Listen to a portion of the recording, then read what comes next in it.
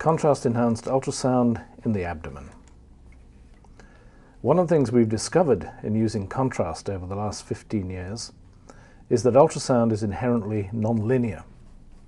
Many of you will be familiar with tissue harmonic imaging, where the property of ultrasound that various frequencies do not travel at the same speed through tissues leads to the generation of harmonics within the tissues, which are radiated back from the tissues to the transducer, giving us different frequencies to the ones that were actually input into the tissues to start with.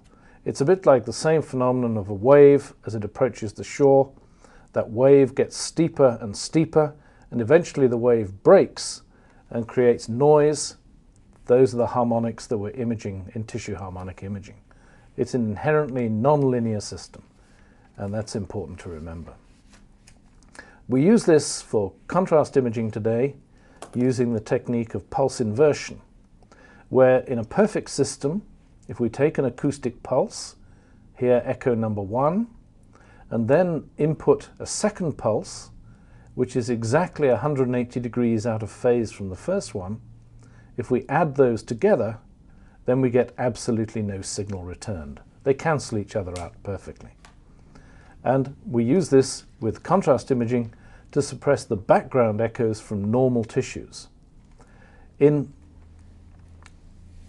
the case where we have harmonics generated by the bubbles or within the tissues, this summation process does not work perfectly, and we're left, having cancelled out the tissue signal, with harmonic signal enhancement, which is coming purely from the contrast agent itself, from the bubble. And it's exploiting the nonlinear property of the bubble, that it does not reflect the sound that was input, but the harmonics and other signals generated by vibration within the bubble itself. This has been extended into techniques varying from manufacturer to manufacturer. One is called power pulse inversion, where instead of just using 2 pulses to cancel out the signal, multiple pulses are put in, which can also correct for tissue motion. And these are displayed as a color overlay with the fundamental tissue image behind. Here's an example. You can see multiple signals put in, all at slightly different phases. When they're summed from the tissues, even moving tissues, the background signal is suppressed, so that all we're left with is signal from the contrast agent itself. So here's an example where we're superimposing the contrast signal over the B-mode image and showing with very, very high contrast a small lesion here deep within the liver. Ultrasound contrast agents are all very similar. They're stabilized microbubbles. The optimal microbubble size is 1 to 3 microns in size. If you think of a red blood cell, is 7 microns in size. So these are significantly smaller than a red blood cell.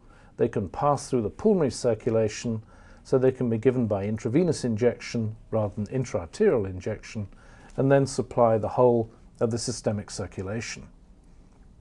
But being of the same order of size as a red blood cell, they don't escape through the vascular endothelium into the extracellular fluid compartment. They're confined purely within the vascular space. They are blood pool agents. The microbubble structure usually consists of a phospholipid shell, initially containing air in the first generation of contrast agents, but now they contain fluorocarbons and similar compounds which are more stable gases which don't dissolve readily in the serum and persist within the circulation for a number of minutes, up to 10 or 15 minutes with some of the later agents. There are a number of different agents available in the market. You can see here, and again, an example of red blood cells with the microbubble contrast agents scattered throughout them. Typically, there'd be a ratio of about 1 contrast bubble to 100 red blood cells. And this is enough to get a signal from the blood pool, we can image a single bubble under optimal conditions. There are a number of different agents which have different compositions. The first generation of contrast agents were operating at a high mechanical index, often with bursting of the bubbles to produce the harmonic signals. The current agents are sufficiently stable that we can image them at very low power, which is low mechanical index, and we can scan them for long periods of time without destroying the bubbles. And we can visualize them in different phases, just like in CT or MR contrast studies, with an arterial and portal venous phase, and even a late parenchymal phase, where we're looking at bubbles that are trapped within the microvasculature of the tissue, which is a unique property of ultrasound contrast, something that we can't do with CT or MR contrast agents currently. So if we look at the microbubble, when it's insonated with an acoustic wave with a positive pressure and a negative pressure phase, the typical waveform of a longitudinal acoustic wave, in the high pressure phase, the bubble is compressed to a very small size, and in the low pressure phase, it will expand quite dramatically to a much larger phase, much larger size. And these bubbles will vibrate during this process, and it's this vibration which generates the signal harmonics that we're imaging to obtain the characteristic signal that comes purely from the microbubble itself. So here we see the nice clean input signal. This is the appearance of the signal plus the harmonics. When this is Fourier transformed, we get the various harmonic signals generated. Here's the fundamental frequency. This is the subharmonic at half the frequency, twice the frequency, 3 times, and so on. And we can separate out these signals using filtering techniques really very effectively today. So at low mechanical index, this can be anything from 0.01 to 0.2, compared with the normal mechanical index of an ultrasound scan, which is the order of 1 to 1.5. The bubbles are preserved, so we can use real-time scanning. We do need a sophisticated ultrasound machine to do this, but these are plentiful in this current day and age. At high mechanical index, for example 1.2, so the normal standard ultrasound imaging power, the bubbles will burst. These produce a very bright flash of an echo as each individual bursts, which is very easy to see, even on quite basic equipment, but we need to use special intermittent scanning techniques, having burst the bubbles, as we wait for the bubbles to replenish. This in itself can be a useful property. If we purge the image field from bubbles, as the bubbles come back into the field from outside and replenish, we're actually visualizing perfusion at the tissue level, which is again another unique property of ultrasound contrast agents. High mechanical index gives us only limited views per injection.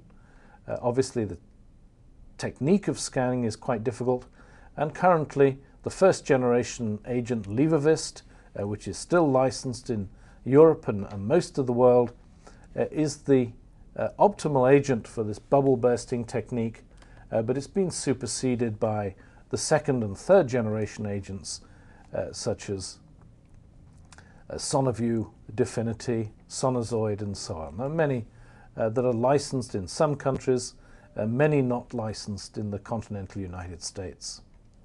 So how do I use ultrasound contrast within the abdomen in my day-to-day practice where I'm using fully licensed contrast agents?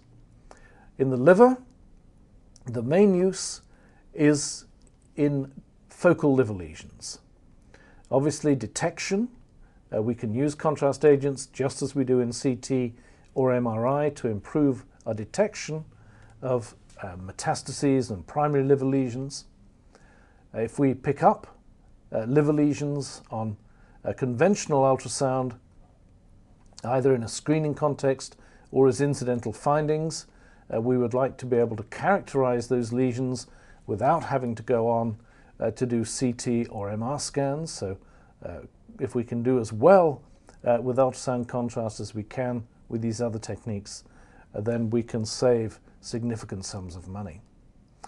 One of the important things in planning surgery or radiofrequency ablation is to determine the exact number, position and extent of the liver tumours so we can plan our therapeutic procedures. And also we can use contrast agents to evaluate before we do ablation procedures, to monitor the ablation procedure itself and to follow up the result of ablation. And this is quite routine in my practice in my hospital, where we're doing 7 or 8 radiofrequency ablations each week. And there may well be a role in patients with diffuse liver disease such as cirrhosis or HCV and HBV infection, where we can screen the liver more effectively for early detection of primary hepatocellular carcinoma.